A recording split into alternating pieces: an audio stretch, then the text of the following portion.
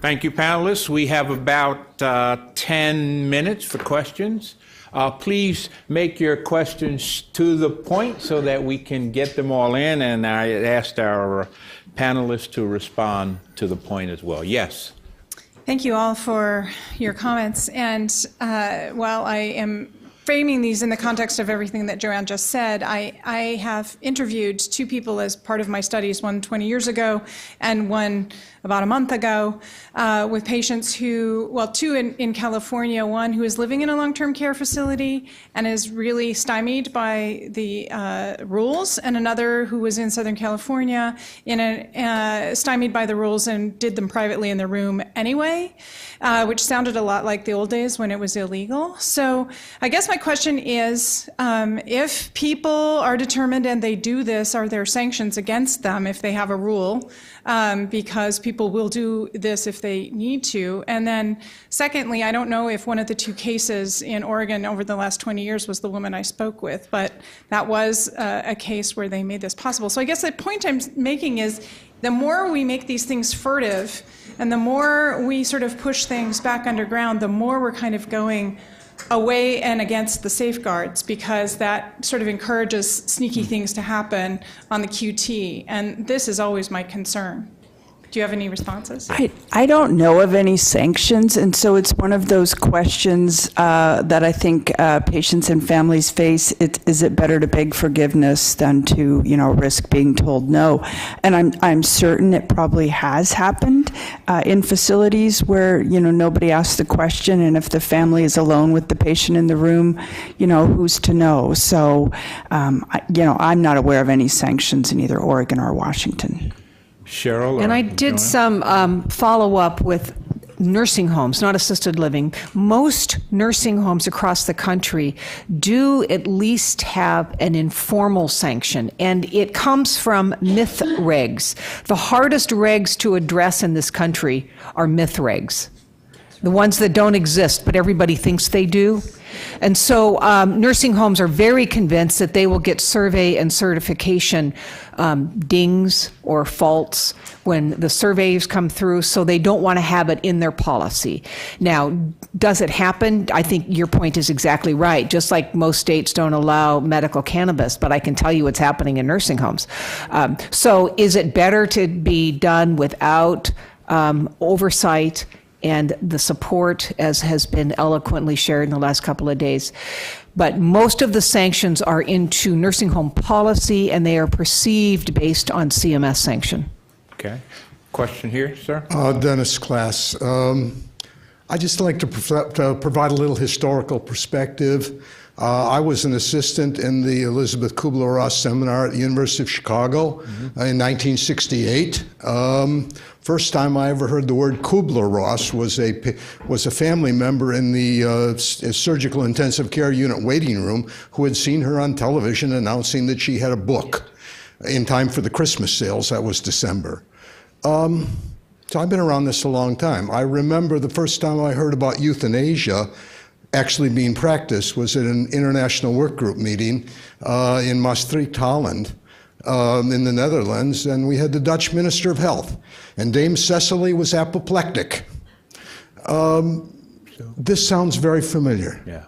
The question of physicians opting out and opting in, I remember going to recruit patients for the seminar. That was one of my jobs, and we had to go to the head of service to get permission. Some didn't, some did. This is all very familiar. We're repeating a process. It will all level out in another 50 years. Okay. Thank you for that comment. Yes. Hi, my name is Rebecca Spence, and I'm the Ethics Counsel for the American Society of Clinical Oncology. My question is for you, Dr. Lin, because I saw the quote on your slide from your professional society, and I'm wondering if you or anyone, I'll take my answers off the air as well, if anyone has thoughts on what professional societies can or should be doing on this topic. What ASCO has been doing is providing a place for our clinicians to talk about this issue in our meetings and journals, but beyond that, we've never had a position. It's not something that we're certainly thinking about it, but haven't said much. So if Dr. Lin has a response or anyone else, thank you. Joanne, you want to take that? I think our professional societies are caught in the same, kinds of quandaries that, have been voiced here. I think it is an unusual professional society, however, that is willing to speak up on behalf of the Older Americans Act. The American College of Physicians has decided to, in the next round, to speak up in defense of social supports for our patients. But I think that's the first one. Last time the Older Americans Act came up, there was not a single medical professional society or any other provider of health care that spoke up on behalf. I mean, we just see this as entirely separate. We don't see it as our job. And yet, once you get into long-term care, this is what matters. So I think we have a period of growth that I could hope for, and also that I could despair to watch not happen.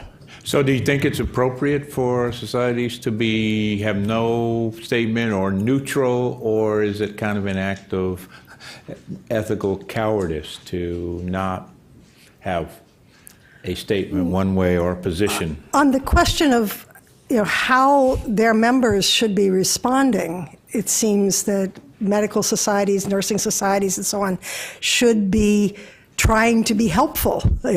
How the kind of procedures that Stanford put forward or that UCSF put forward, how those are really helpful, and we should be spreading those around. But on the question of whether there are populations that are put at risk, not just by PAD, it's just that PAD is sort of the lightning rod of the moment. It's also withdrawal of treatment and offerings of treatment and so on. We, in our care transitions work, we were repeatedly going to see people in homeless shelters and in trucks, pickup trucks, who had a week before been in intensive care. The hospital ran up $30,000, $40,000 worth of services that were actually paid by Medicare, and then discharged the person to the street. Right. We have to start seeing this and speaking up, because the medical care side, including nurses and social workers and so forth, have a voice in the society. And the fact that we have been silent on these things is allowing terrible disparities to grow. We have to, I think the professional societies certainly can help their members with the procedures and the ways of thinking through the issues and the training and so on. But daggone it, they also have to start speaking up on behalf of the miserable circumstances in which our patients live. Yeah. So I see Cheryl and Barbara nodding your head, so you agree, basically? Absolutely. I would only correct because as a past president of American Geriatric Society, I feel obligated. They were strong supporters and continue to be strong supporters of Older Americans Act and have weighed in on the budget, because the geriatricians do see that for geriatrics, it is the older person is not the sum of their diseases, they are the sum of their lives. Okay. Yes, sir. Hi. My name is Dr. Ron Motley. I'm a geriatric psychologist in Northern Virginia. I have a practice, family care of Northern Virginia, and it's been in existence about 28 years, deal with a number of nursing home patients and families and so forth, the entire realm of the family and so many other people. To put a personal picture on what Joanne Lynn was speaking about briefly, is that I think of a particular patient I care for who is 100 years old and 6 months, close to that now. I've been caring for her since she was 67. And she was close to being a millionaire when I began caring for her. She has a bank balance of $1.02 in her account. I'm her power of attorney, medical power of attorney, financial power of attorney, and so forth. And we get the $40 a month, as you indicated. And that goes out for various needs that she has. But I wonder, she's doing very well from her health point of view. A person recently asked me, a counselor recently asked me, said, well, Ron, how's this woman doing? And how's the nursing home? how's the long-term care? I said, it's very good at this particular nursing home in Northern Virginia, which I believe it is. And I said, they have very caring staff and so forth. My patient is doing very well, even though she's completely disabled. And she has no complaints. But on the other hand, she said, well, how are the staff? I said, the staff spend more time dealing with the checklist and so forth. And I said, they come there with hearts of compassion and care. I stand as a Christian doctor who is morally opposed to PAD. And, but on the other hand, I can foresee within probably less than 20 years wherein that will be a normative circumstance. We won't have nursing homes because of the cost. The nature of joint bank accounts where I'm a joint tenant. Legally, I am required, even though I'm not the owner of the account, I am responsible for burdens of debt this woman has. She doesn't have any, but there are bills that continue to come in. My wife said, Ron, where are we going to get this money from? Right. And by the grace of God, I continue to do that. So putting a personal face on that. Great. Thank you very much. We have to, unless there's a very quick comment from the panel, I'm sorry, one more. Yeah, hi, my name is John Kelly. I'm from Not Dead Yet. Thank you so much, Dr. Lynn, for your talking about context and the social reality of people living through these situations. Just the lack of choice between home care and nursing home is one of the greatest fears facing people as they become disabled, and disabled people like myself, that there'll be such cuts that we will be forced into nursing homes. My grandmother, we couldn't find adequate home care for her, and so my mother put her in a nursing home where she was treated very badly, and so she took control of her situation, people might say, and she starved herself to death.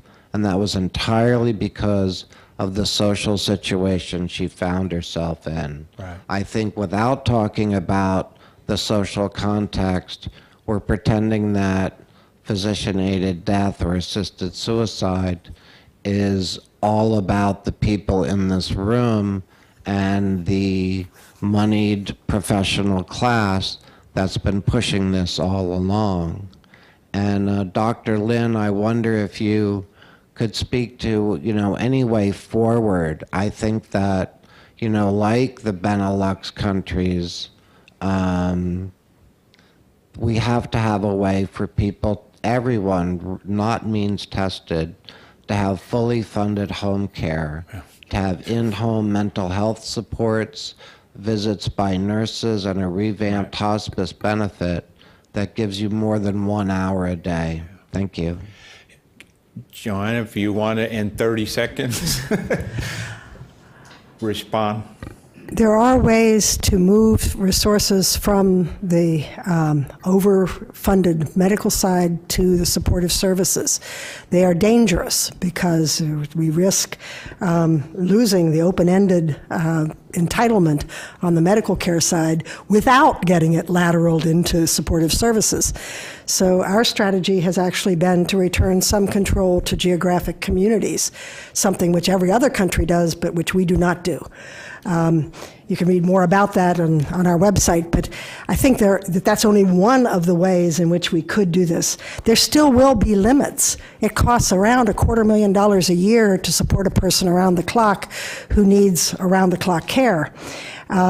Probably we cannot do that for everybody who would benefit from it. but we haven't even had the debate about it. We haven't even had a serious discussion of what are the limits and what the community will provide, and at what point will they require congregate care. So let's have the conversation. Let's force the conversation. We have about 15 years before we are swamped with all of us boomers growing old together. Great. So our session's at an end. I'd like to thank the panelists, and we now have a short break, a 5-minute break. We will resume at 11 a.m.